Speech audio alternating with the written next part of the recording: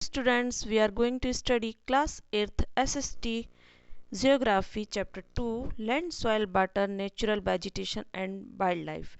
In this chapter we will study about land, soil and its conservation and water conservation and different type of forest and wildlife conservation. So let's we start the chapter. Land, soil, water, natural vegetation and wildlife are main resources for all form of life on the earth. Land, soil, water और natural vegetation ये wild life, ये हमारे main resources हैं, हमारे प्राकृतिक संसाधन हैं और ये हमारे जीवन पृथ्वी पर जीवन निर्माण करते हैं.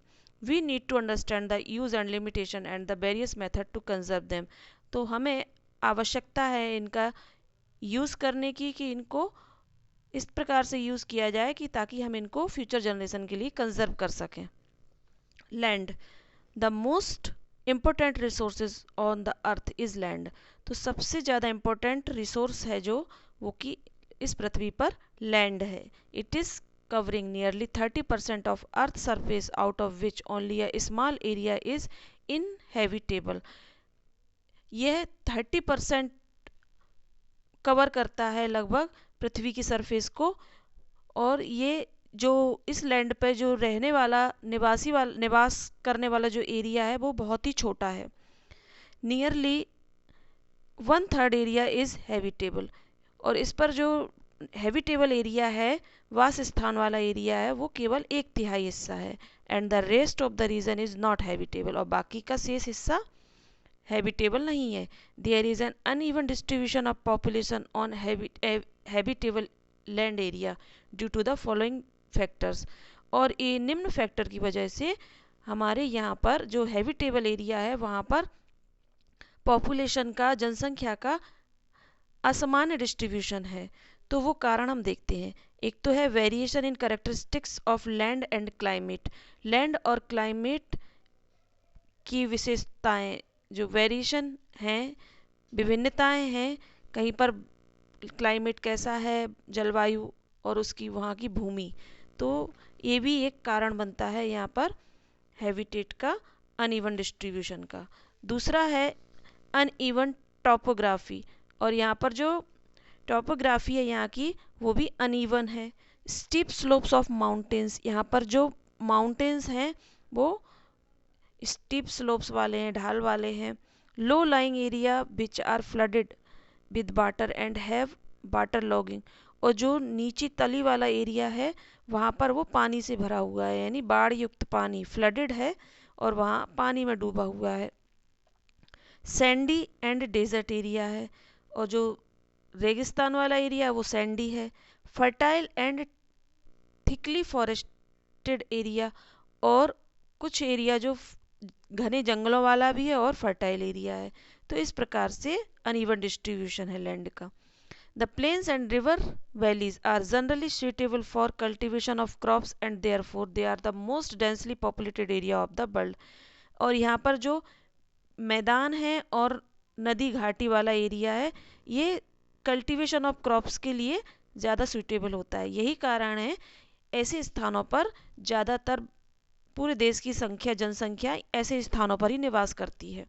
On the other hand, the thick forest, desert, high mountain and places having unfavorable climatic condition are sparsely populated. और दूसरी तरफ हम देखते हैं तो जो जहाँ पर घने जंगल हैं, डेजर्ट है, हाई माउंटेन प्लेसेस हैं, और वहाँ पर जो क्लाइमेट की कंडीशन अनफेवरेबल रहती है तो वहाँ पर पॉपुलेशन कम निवास करती है, यानी कम होती है पॉपुलेशन. अब है land use. The most important natural resources found on the earth is land. तो हमारी पृथ्वी पर जो मोस्ट इम्पोर्टेंट नेचुरल रिसोर्सेज है वो लैंड है. Land can be use for various purpose such as agriculture, constructing factories, houses, making roads, airports and laying railway tracks, mining and setting up industries. तो land का use होता है वो various purpose के लिए, जैसे कि खेती के लिए, फैक्ट्रीज़ को कंस्ट्रक्ट करने के लिए, मकान को, road, airport, railway tracks, mining और कई प्रकार की इंडस्ट्रीज़ के सेटअप करने में यूज़ होता है. This is commonly termed as land use. इसलिए इस प्रकार के यूज़ को हमने कॉमनली टर्म दिया है land use. There are various factors that determine the use of land such as climate, soil types, topography, availability of minerals and water. इस प्रकार से ऐसे कई फैक्टर्स हैं जो कि लैंड के यूज़ को निश्चित करते हैं, जैसे कि क्लाइमेट है, सॉइल टाइप है, टोपोग्राफी है, मिनरल्स की अवेबिलिटी है और पानी की अवेबिलिटी है। तो इस प्रकार से लैंड का लोग यूज़ करते हैं यदि ये सारे फैक्टर्स सुइटेबल होते हैं तो। Besides these geographical factors, certain human factors such as government policies, technology development, etc. इसके अलावा कुछ और जियोग्राफिकल फैक्टर्स भी हैं और कुछ निश्चित ह्यूमन फैक्टर हैं जैसे कि गवर्नमेंट की पॉलिसी और टेक्नोलॉजिकल डेवलपमेंट। ये भी ज़रूरी होता है लैंड यूज़ के लिए, ये भी इम्पोर्टेंस रखते हैं। Play a very important role in determining the land use pattern. On the basis of ownership of land, it can be divided into two types, private land and community land. Ownership के आधार पर land को दो भागों में बांटा गया है, एक तो होता है प्राइवेट लैंड और दूसरी होती है community land. First is private land. The land owned by individual, it's uses and produce is the property of the owner. ऐसी लैंड जो एक पर्टिकुलर व्यक्ति के द्वारा, इंडिविजुअल के द्वारा ली जाती है और वही इसका यूज करता है, इस produce it's property and its owner, वही उसका मालिक होता है और अपनी प्रॉपर्टी को प्रोड्यूस करता है। एग्जाम्पल जैसे कि the house built on your plot of land is the your property and is a private land. जैसे कि आप अपनी प्राइवेट लैंड पर अपना मकान बनाते हैं तो वो आपकी प्राइवेट प्रॉपर्टी हुई और वो आपका प्राइवेट लैंड है। और community land, the land which is not owned by an individual but by a community. ऐसी लैंड जो एक पर्टिकुलर व्यक्ति के द्वारा नहीं ली जाती है बल्कि ये कम्युनिटी के द्वारा ली जाती है। This land is commonly used by recreation park, shopping centre, hospitals, schools etc. तो ऐसी लैंड जिसका यूज किया जाता है मनोरंजन के साधन के लिए, पार्क बनाने के लिए, शॉपिंग सेंटर, हॉस्पिटल और स्कूल बनाने के लिए किया जाता है। This community land is also called common property sources. तो इस कम्युनिटी लैंड को हम कॉमन प्रॉपर्टी रिसोर्स भी कहते हैं। Example the clubs, community centres are some of the community land whose benefit are enjoyed. Club वो कम्युनिटी सेंटर है जहाँ पर, जो कि एक कम्युनिटी लैंड होती है जिसमें सभी लोग एक साथ अपने लाभ के लिए एंजॉय भी करते हैं by large number of people, therefore it is called known as the common property resources. और ये लार्ज नंबर ऑफ पीपल के द्वारा यूज़ किया जाता है, इसलिए इसे हम कॉमन प्रॉपर्टी रिसोर्स भी कहते हैं। Changes in land use. Since human being came into existence, they have been using land for various purpose. जब ह्यूमन बीइंग का अस्तित्व आया तो इन्होंने लैंड को वेरियस पर्पस के लिए यूज करना शुरू कर दिया। Early man was basically a food gatherer. प्राचीन जो अर्ली मैन होते थे वो बेसिकली फूड गैदरर होते थे, मतलब अपने भोजन की तलाश में ही रहते थे। But with the discovery of agriculture they started cutting trees to clear land for agriculture. लेकिन जब एग्रीकल्चर की डिस्कवरी हुई तो उन्होंने जंगल को काटना शुरू कर दिया और जंगल की भूमि को एग्रीकल्चर के योग्य बनाना शुरू कर दिया। With the discovery of metal they started mining and eventually with the development of science and technology man has changed the use of land to fulfil the demands and the needs of the growing population.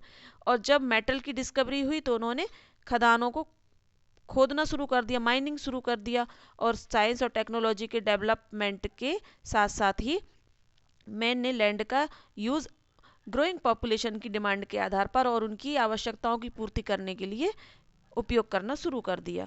People are now using the cultivable land for industrial and residential purpose. लोग आजकल use कर रहे हैं विभिन्न cultivated land को for industrial and residential purpose के लिए भी कर रहे हैं। In urban areas land is use for various recreational purpose. और शहरी क्षेत्रों में जो लैंड का यूज़ हो रहा है कई मनोरंजन के उद्देश्य के लिए भी हो रहा है। The changes in the land use also led to the degradation of land. और इस प्रकार से लैंड का यूज़ का आधार बदलने की वजह से भूमि का अब डिग्रेडेशन होता चला जा रहा है। It has also led to desertification, landslide, soil erosion and it has become a threat to the environment। और इससे लैंड का डिग्रेडेशन होने की वजह से एक तो रेगिस्तान बढ़ता चला जा रहा है, डिसर्टिफिकेशन होता चला जा रहा है, लैंडस्लाइड हो रहा है, सॉइल इरोजन भी हो रहा है और हमारे जो कि एनवायरनमेंट के लिए बहुत बड़ी चुनौती बन रही है। Factor responsible for changing in land use. Land use के चेंजेस के कुछ फैक्टर भी रिस्पॉन्सिबल हैं, जैसे कि एक्सपेंडिंग एग्रीकल्चर एरिया। एक तो एग्रीकल्चर एरिया का विस्तार हो रहा है। Second is building residential housing complex, और हाउसिंग कॉम्प्लेक्सेस का निर्माण होना, रेजिडेंशियल एरिया का निर्माण होना। Third is building roads and dams, roads and dams का निर्माण होना। Fourth is building commercial area such as market, school, hospital etc, और कुछ व्यापारिक क्षेत्र जैसे कि मार्केट, स्कूल और हॉस्पिटल का भी निर्माण होना। Fifth, building factories and industries, factory industries का निर्माण होना। Six, building recreational activities complexes such as park, community centre, swimming pool, sport complexes etc, और कुछ मनोरंजन के क्रियाकलापों के लिए जैसे कि park, community centre, swimming pool और स्पोर्ट कॉम्प्लेक्स का निर्माण होना। Landslide. Landslide are the geographical phenomena where large masses of rocks, debris, tops, soil of the earth moves or slide down a slope. Landslide वो geographical घटना है जिसमें बहुत सारी चट्टान, डेब्रिस, टॉप सॉइल, अर्थ का मूव होता है, मतलब इसमें चट्टान मूव होने लगती है, स्लाइड होने लगती है, और एक स्लाइड होकर स्लोप के रूप में ये निकलने लगती है। दिस हैपन्स मेनली इन हिली और माउंटेनियस एरिया, तो ऐसा केवल हिली और माउंटेनियस एरिया में होता है। There are various factor which are responsible for landslide, तो लैंडस्लाइड के कुछ विभिन्न कारण हैं। दे आर एज, इस प्रकार से हैं। A long spell of rainfall can cause heavy landslide, जब बहुत तेज बारिश होती है तो उससे भी माउंटेन स्लोप वाले एरिया से लैंड का स्लाइड होने लगता है। इरोजन कॉज्ड बाय रिवर्स और ओशियनिक वेव्स, ओशियनिक वेव्स और रिवर्स के द्वारा भी सॉइल का इरोजन होने लगता है, तो उससे भी लैंडस्लाइड होता है। Area prone to earthquake, flood and volcanic eruption, जो एरिया जहाँ पर भूकंप, फ्लड और वॉल्केनो इरप्शन ज़्यादा होते हैं तो वहाँ पर भी लैंडस्लाइड होता है। लॉस और absence of vegetation, vegetative growth and soil nutrients, vegetative growth और सॉइल न्यूट्रिएंट्स की वजह से का एब्सेंस होना और उसका लॉस होना भी लैंडस्लाइड का कारण है। Human factors such as construction, deforestation, blasting for mines, vibration caused by heavy machinery etc, और कुछ ह्यूमन फैक्टर्स भी हैं जैसे कि आए दिन निर्माण करवाना, जंगल का काटना, माइंस का ब्लास्टिंग करना, और काफ़ी हैवी मशीनरीज का वाइब्रेशन, इसके द्वारा भी लैंडस्लाइड होने लगता है। There are various effects of landslide, और लैंडस्लाइड्स के कई प्रभाव भी हैं। Damage to life and property on large scale, इसके द्वारा लैंडस्लाइड यदि होता है तो लाइफ एंड प्रॉपर्टी का लार्ज स्केल में नुकसान होता है। Road and rail communication is disturbed and large areas are isolated, इससे रोड एंड रेल कम्युनिकेशन भी डिस्टर्ब हो रहा है और इसके अलावा लार्ज एरिया भी आइसोलेट हो रहा है। Power transmission and telecom system is disrupted, और लैंडस्लाइड की वजह से पावर ट्रांसमिशन और टेलीकॉम सिस्टम जो होता है वो भी डिस्टर्ब हो रहा है, बाधित हो रहा है।